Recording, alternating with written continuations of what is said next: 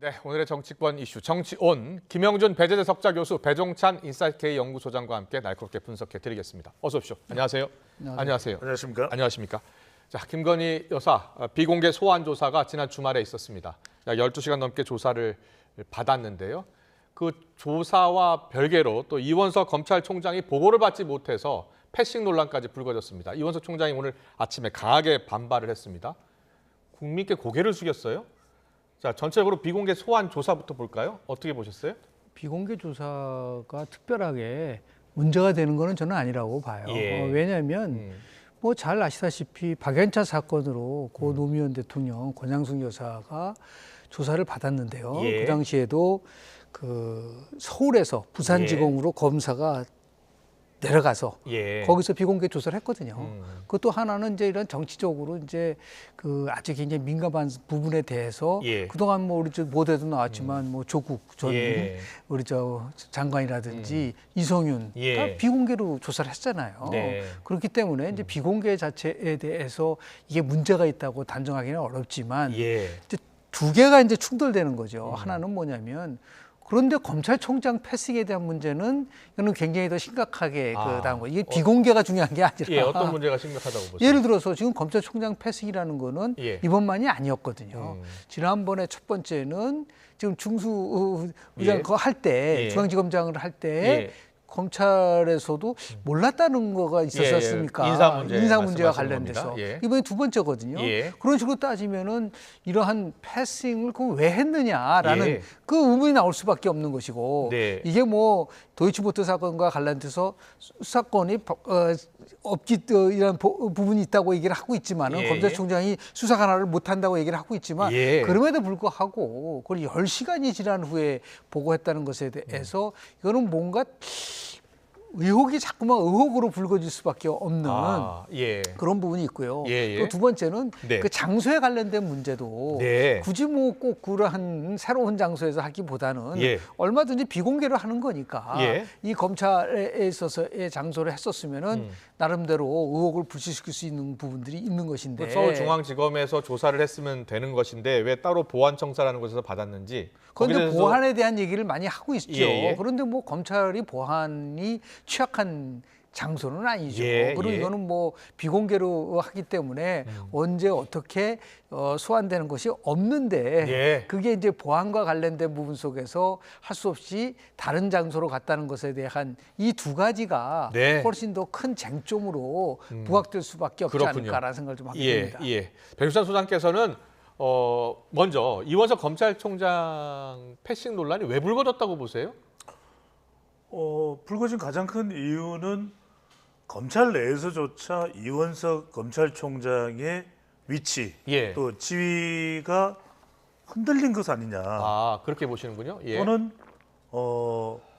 뭔가 좀 이원석 검찰총장에 대한 위치가 모호하지 않겠느냐. 이렇게밖에 볼 수는 없는 상황이 벌어진 것이죠. 일반적으로 그 검찰총장이 지휘하게 돼 있잖아요. 그렇죠. 예. 그렇다면은 적어도 보고가 안 됐다는 것도 납득이 안 되는 것이고, 그렇다면 당장 국민들은 정치권의 공방보다도 더 중요한 것은 일반 국민, 특히 중도에 있는 국민들이 어떻게 받아들일지가 예. 중요한 것이고요. 예. 그렇다면 오히려 이렇게 김건희 여사 관련된 수사가, 검찰의 수사가, 전격적인 수사가 지금도 상당히 늦었지만 예.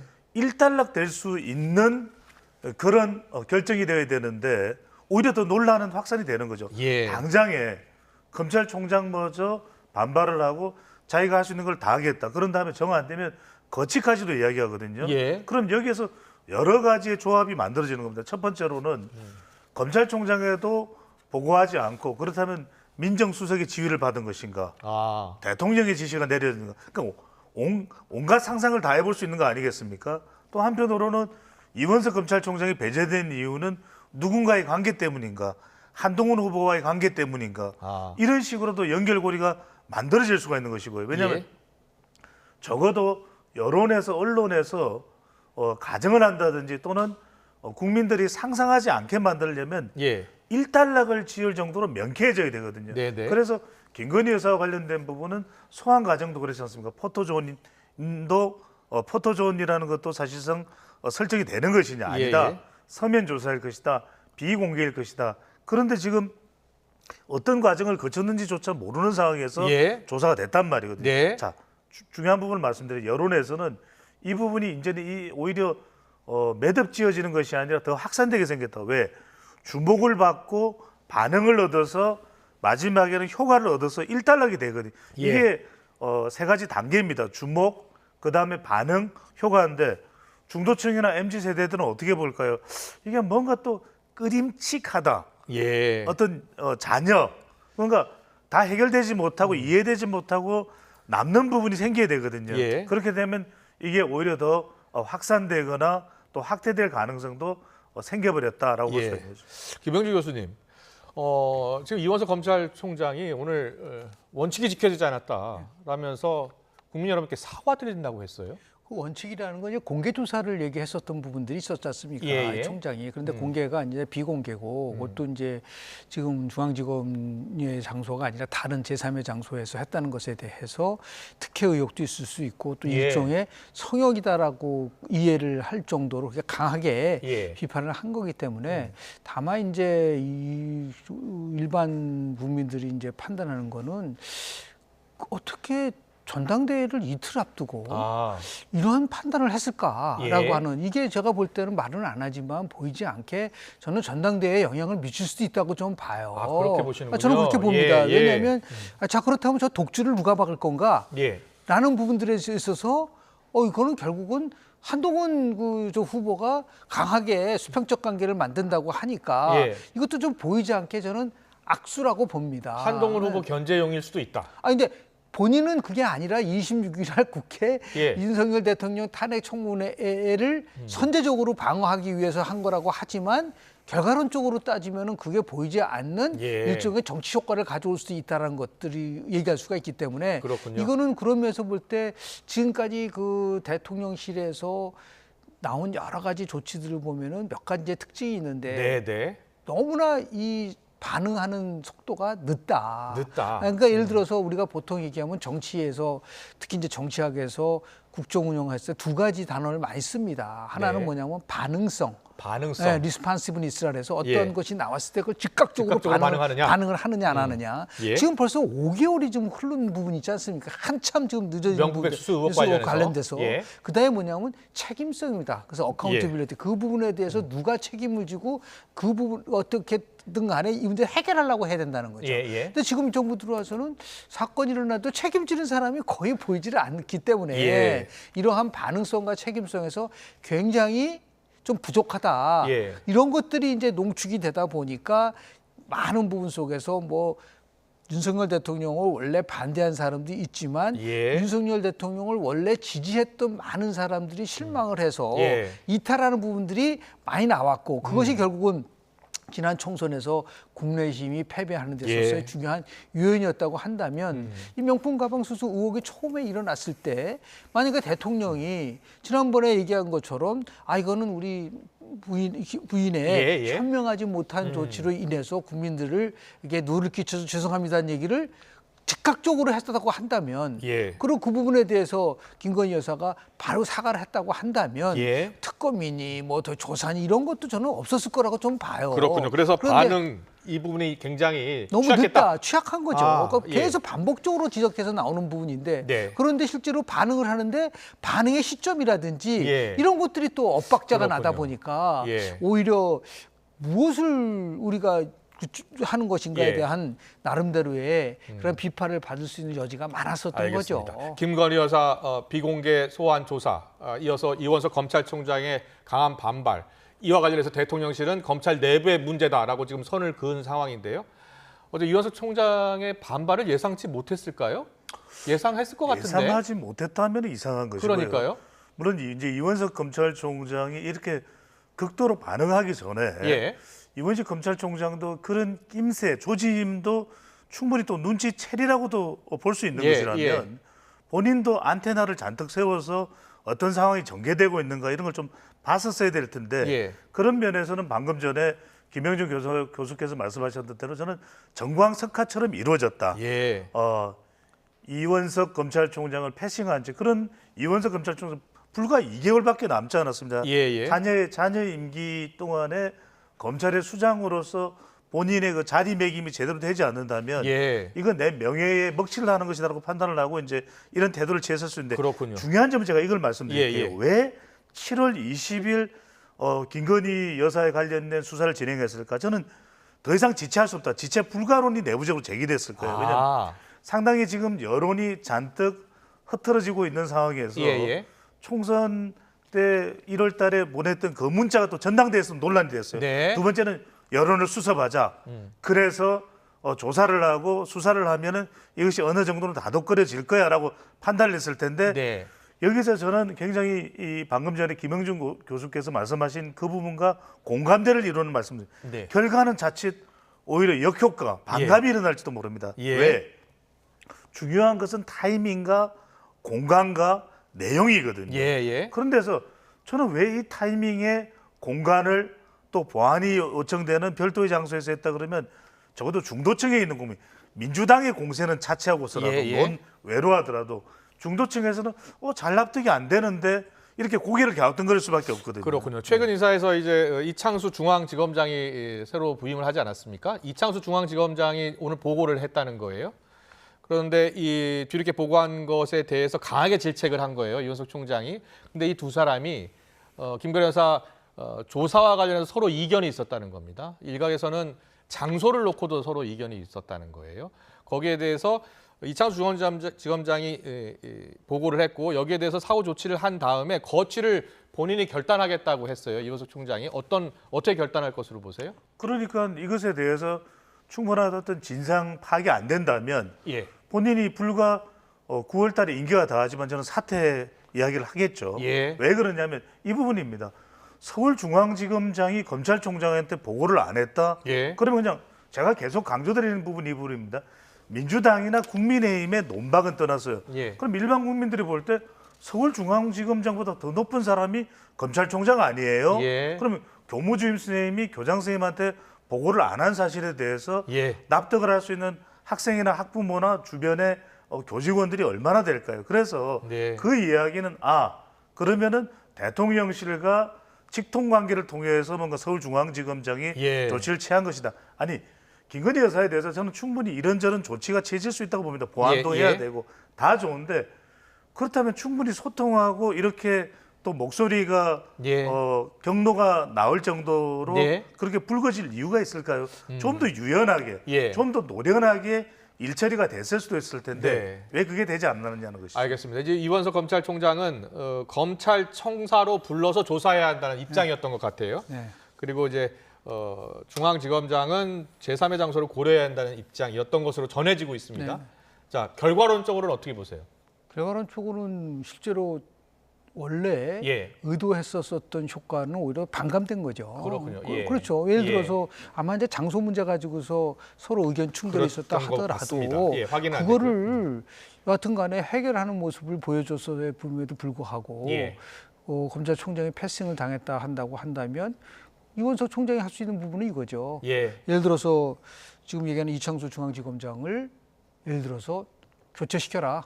대통령한테 욕을 하든 법무부장한테 욕을 해서 그것이 예. 받아들이지 않으면 나는 사표내겠다. 아. 이런 식으로 갈 가능성이 또 있다고 좀 봐요. 그렇군요. 그러면은 굉장히 이제 복잡해지는 부분인데 예, 이걸 어떻게 이제 풀 수 있을까라고 예. 하는 지혜를 좀 모아야 되는데 예. 이 문제는 엄밀하게 따지면 그렇게 엄청나게 이렇게 질질 끌 수 있는 상황이 아니거든요. 예. 예. 미국에도 이제 비슷한 경우가 있었어요. 네. 클린턴 정부 때인데 예. 예. 이 힐러리 클린턴하고 또 클린턴 대통령이 알칸사 주지사 할 때 예. 그때 화이트 스캔들이라는 게 있었는데 아. 그 나름대로 특혜 의혹이 예. 굉장히 강하게 일어나니까 예. 대통령 취임하고 1년 후에 딱 94년도 1월 달에 오히려 클린턴 대통령이 법무부 장관한테 특별검사를 요청을 합니다. 거기는 예, 이제 법무부 예. 장관이 특별검사를 선정할 수 있는 권한이 있기 때문에 그러고 나서 시작을 하다가 예. 결국 나중에는 연방판사 3명이서 합의를 해서 아주 강력한 공화당원 출신이라고 할 수 있는 스타 검사를 예를 들어 지정을 하는데 조사를 받고 나서 결국 무혐의 처리로 나왔었어요. 예, 그러니까 예. 이게 모든 것을 어떻게 보면 이거는 굉장히 복잡한 사항이 아니잖아요. 예. 이거를 빨리 매듭을 졌어야 됨에도 불구하고 계속해서 우리 진실이 밝혀져야 되지만 예. 재상병 죽음에 관련된 예, 예. 그 특검, 그 김건희 여사 특검 예. 다 이거로 나를 지세우니까 정말 엄밀하게 따지면 알겠습니다. 이걸 더 불을 더 지르는 꼴이 예. 되어버렸기 때문에 예. 오히려 좀 왜 이렇게 뺏기 못할까라고 하는 그러한 그렇군요. 생각을 들 수밖에 없게 하는 행태가 아닌가라고 봅니다. 알겠습니다. 이번 전당대회에 미칠 파장도 지금 주목이 되고 있는데요. 다음 키워드로 넘어가겠습니다. 자, 다음 키워드는 나경원 후보의 키워드인데요. 나경원 후보가 이런 말을 했습니다. 그대 나. 네, 그대 나. 이게 무슨 뜻일까요? 네, 여당 전당대회를 하루 앞두고 나경원 후보가 판세가 달라졌다면서 그대 나라고 표현을 했습니다. 무슨 뜻인지 직접 듣고 오겠습니다. 우리 당원들께서 이제 한동훈 후보에 대한 그 막연한 환상, 기대 이런 것이 많이 깨지신 것 같습니다. 네. 실질적으로 이제 마지막에 그 공소 취소 부탁을 제가 했다고 이 언론에다 말씀하신 것, 저는 청탁이라고 굉장히 우리 당원들 마음을 좀 아프게 한 사건이었고요. 그래서 시간이 지날수록 대표는 그래도 좀 경험이 있는 사람이 해야 되겠다. 그래야지 제대로 바꿀 수 있겠다라는 생각. 네. 또 두 번째는 이 대표 선거 과정에서 너무나 이 계파 갈등이 심해지지 않았습니까? 네. 그래서 이런 걸 좀 전당대회 끝나고 통합할 사람 누군가에 대한 생각도 하시게 되는 것 같습니다. 어대한이 아니라 누가 이러시던데요. 네. 그대 나라고. 그대나요? 그래도 대표는 나경원. 이게 그대 나가 그래도 대표는 나경원이다. 그동안은 이제 어대한 이게 많이 있었죠. 어차피 대표는 한동훈이다라고 그런 이야기들이 많이 퍼졌었는데 이제는 그대 나다라는 주장이 나왔습니다. 지금 현재요. 모바일과 ARS 투표로 진행된 국민의힘 전당대회 3일차 투표율이 45.98% 나왔고요. 지난해 3.8 전당대회 3일차 투표율보다는 7%포인트 정도 낮은 수치입니다. 낮은 투표율이 어느 후보에게 유리하게 작용할지도 해석이 달라요. 자, 먼저 김영주 교수님, 그대나 맞습니까? 요즘 그런 분위기가 있는 것 같습니까? 어차피 뭐 내일 다 나오잖아요. 내일 나옵니다. 예. 그러니까 뭐 어디아니가 될지 뭐 그대나가 그대나가 될지는 될지, 모르겠지만은 중요한 거는 핵심은 이제 1차 과반 투표가 나올 수 있느냐라는 거가 핵심이잖아요. 그렇습니다. 그런데 안 나오더라도 예. 그 표차가 얼만큼 되느냐가 가장 큰 핵심적 사항이라고 볼 수밖에 그렇군요. 없는 거죠. 예. 그런 의미에서 봤을 때 뭐 여러 번 이제 전당대회든 선거를 거치면은 몇 번의 변곡점들이 있어요. 예, 예. 그러니까 아주 굉장히 우리가 얘기하는 결정적 순간이라 얘기를 많이 하고 있는데 예. 한동훈 후보의 입장에서 봤을 때는 변곡점이 몇 번 있었습니다. 네. 제일 첫 번째가 뭐 알지 않은 그 배신자. 김건희 여사 문자. 그 예, 무식 논란이 있었고. 논란이 이제 있었고요. 예. 그것도 뭐 배신자 프레임은 뭐 계속 나왔던 네, 부분들이라고 네. 봤고 두 번째로 이제 가장 컸었던 부분들이 저는 이게 결국 패스트 출에 예. 공소 취하를 공소 취소 요청했다. 요청했다는 것에 대한 부분들인데 이걸 이제 한동훈 지금 후보는 어떻게 얘기를 하고 있냐면 본인은 법리적으로 이걸 해석을 하고 있어요. 왜냐하면 법무부 장관 때하고 정치인 때는 다르다. 예. 법무부 장관 때는 그렇게 할 수가 없는 것이고 예. 만약에 법무부 장관한테 그걸 요청한다고 한다면 그거는 공정하지 못한 거다고 얘기를 하는데 예. 그거는 한동훈 후보가 맥을 잘못 잡은 겁니다. 그러니까 법무부 장관 정치를 간 게 아니라 그걸 폭로했다는 게 핵심인 거죠. 그 부분에 대해서 많은 부분들이 얘기하는 것이지 뭐 지금 법무부 장관이기 때문에 나는 어쩔 수 없다고 그렇게 방어를 하는 논리는 예, 예. 굉장히 약한 논리예요. 그렇군요. 예. 예. 그런 부분 속에서 지금 이제 그걸 고리로 해서 네. 나경원 후보 같은 경우는 이제 조금 추세가 바뀌고 있다. 예. 그렇기 때문에 뭔가 언더닥 효과, 우리가 네. 선거 용어로 얘기하는 그 추격자 효과가 나오고 있다라는 부분을 우리가 얘기할 수 있는 부분들도 있을 수 있는데 예. 결국 이제 나 후보는 자기가 이제 굉장히 안정감이 있다라는 걸 이제 부각시키고 예. 그리고 수도권 5선 여성 중진이라고 하는 부분의 상징성 이런 것들을 이제 강화시켜 주고 있는 거다고 보는데요. 다만 오늘 5시까지 아마 예, 예. ARS 투표가 마감이 되는 그렇습니다. 거라고 알고 있는데요.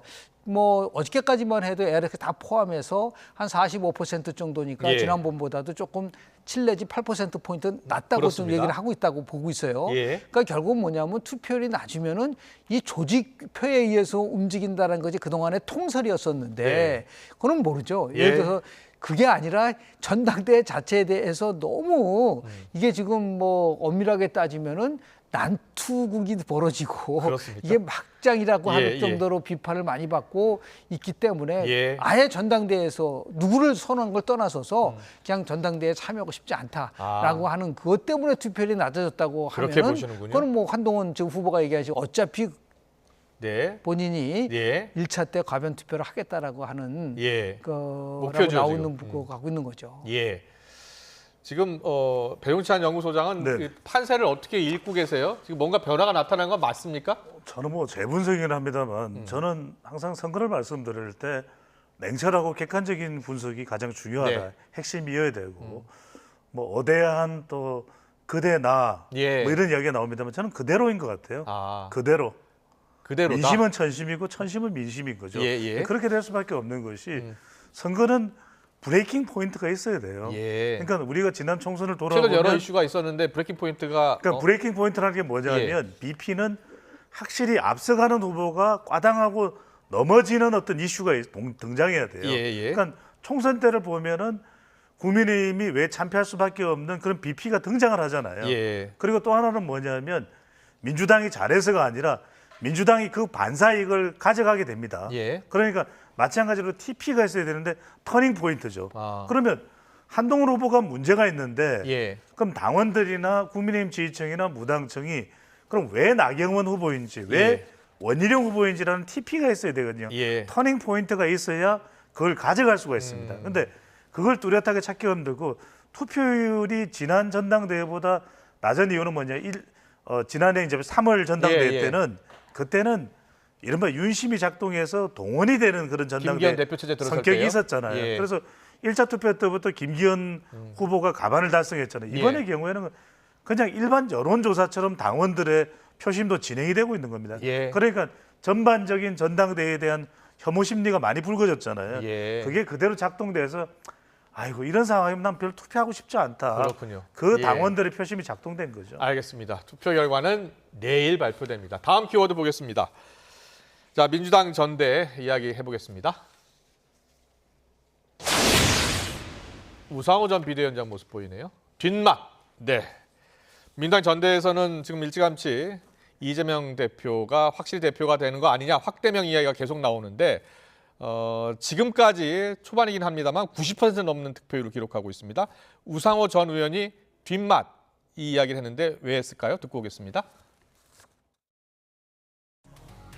당 대권 후보이고 탄압받는 지도자이며 총선을 승리로 이끈 당 대표 이외의 다른 사람을 선택하는 게 쉽지 않을 수 있어요. 그런 측면에서는 이걸 또 자연스럽게 봐야 되는데 문제는 득표율이 너무 높으니까 약간 뒷맛이 이거 너무 또 한쪽으로 약간 뭐 팽팽할 정도는 아니어도 그래도 이 당의 3분의 1 정도는 조금 뭐 이렇게 균형을 맞춰주려고 한다 이런 걸 보여줬으면 좋았을 텐데 제가 볼 때 이제 김두관 후보의 주 지지 지역이나 서울 경기로 오면 조금 균형을 맞을 텐데 초기에 너무 90%대 지지율이 나오는 것이 민주당과 이재명 대표에게 결코 바람직한 건 아니에요. 그래요. 아니, 조금 다양성이 있고 이렇게 살아있는 정당으로 좀 보여줘야지. 네, 우상호 전 비대위원장 전 의원은 뒷맛이 좀 씁쓸하다. 이게 이재명 대표에게 그렇게 도움이 되는 것 같지는 않다라고 또 분석을 해요. 물론 다른 분석도 많습니다. 어떻게 보세요?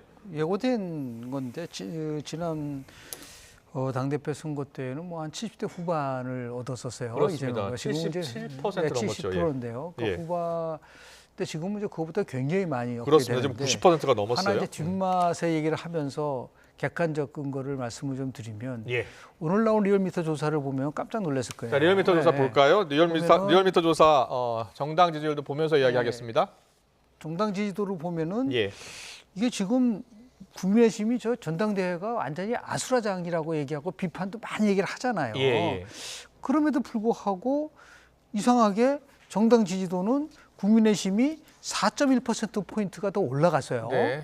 그리고 42.1%, 민주당 지지는 오히려 1.8%포인트가 떨어졌는데 33.2%. 예, 물론 이 격차를 보면 너무 놀라운 거죠. 예. 지금 8.9%포인트면 오차 범위를 완전히 벗어나는 거예요. 예. 예. 42.1 대 33.2.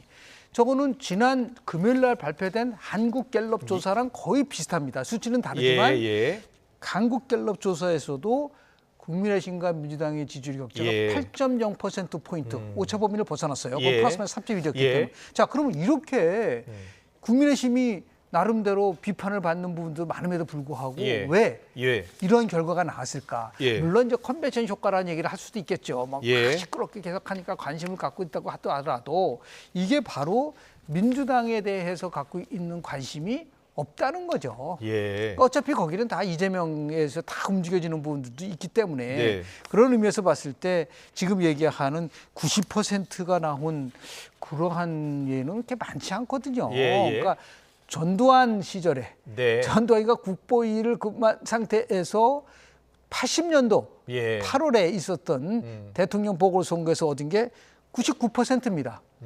그리고 91년도 5월 달에 있었던 대통령 선거에서 전두환이가 얻은 득표가 90%예요. 그러니까 그때요? 뭐 그걸 거의 버금가는 아니 무슨 뭐 조국 당대표는 99%가 나올 정도로 이게 과연 민주정당에서 나올 수 있는 것일까? 저런 것들을 이제 우려하는 거죠. 아무래도 별로 더 이상 뭐 민주당에는 뭐 새로울 것도 없고 그리고 결국은 더불어민주당이 아니라 나 홀로 이재명당이구나 라고 하는 거를 정확하게 각인시켜 주는 거기 때문에 그런 것들이 결국은 정당 지지도에서 다 반영이 돼가지고 나타나는 것이다. 그러니까 저렇게 많은 득표를 얻는 거에 고무돼서도 안 되고 도취돼서도 안 된다라는 얘기를 합니다. 알겠습니다. 배준선 선생님께서는 어떻게 보세요? 이런 말씀을 드릴 수밖에 없을 것 같아요. 앞으로의 전국은 이재명의 적은 이재명, 민주당의 적은 민주당일 거예요. 그러니까 얼마나 이 도취된 상황에서 벗어날 수 있느냐. 왜? 더 경쟁력을 갖춰야 되기 때문에. 지금 우상호 전 의원이 뒷맛이라고 이야기를 했지만 아는 맛이에요. 아니, 몰랐어요. 떡볶이 맛, 마라탕 맛, 어묵 맛 몰라요. 그러니까 무슨 말이냐면 이 아는 맛이 변하지 않을 맛이라는 거예요. 계속 이재명 전 대표가 될 것이고 일극 체제로 갈 것이고 재판을 마주할 것이고 지금 조금 전에 김영준 교수가 굉장히 중요한 말씀해 주셨는데 리얼미터 그래프 한번 더 시간이 볼까요? 없으니까 짧게만 빨리 좀 보여주시면요. 이게 지금 2,506명 조사인데 보수가 814명 들어왔어요. 자, 다시 말씀드려요. 보수가 814명 들어왔는데 이 조사에 진보가 543명이에요. 그러니까 진보는 지금 아니 전당대 결과 뻔할 텐데 우리가 컨벤션 효과로 여기에 지금 조사에 달려들어서 뭔가 유의미한 조사의 결과를 낼 결과가 있을까 이런 상황이 돼버리는 것이거든요. 그렇군요. 그럼 무슨 말이냐?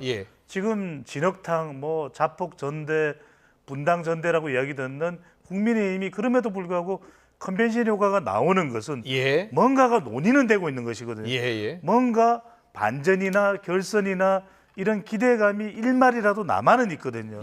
그래서 민주당은 아무도 지금 이 견제를 독주를 막을 것이 없다라고 하는 것에 대한 이 상황 자체가 크다란 위협이 될 수도 있다는 거죠. 알겠습니다. 마지막으로요. 윤석열 대통령 지지율을 잠깐 보고 가겠습니다. 윤석열 대통령 지지율이 34.5%가 나왔는데요. 지금 김건희 여사 소환 조사가 아직 반영이 안 된 지금 조사 결과입니다. 34.5%. 근데 이제 윤석열 대통령의 지지율이 앞으로 상당히 당과의 관계를 비롯해서 중요하다고 많이들 이야기하시잖아요. 자, 지금 어떻게 보고 계세요?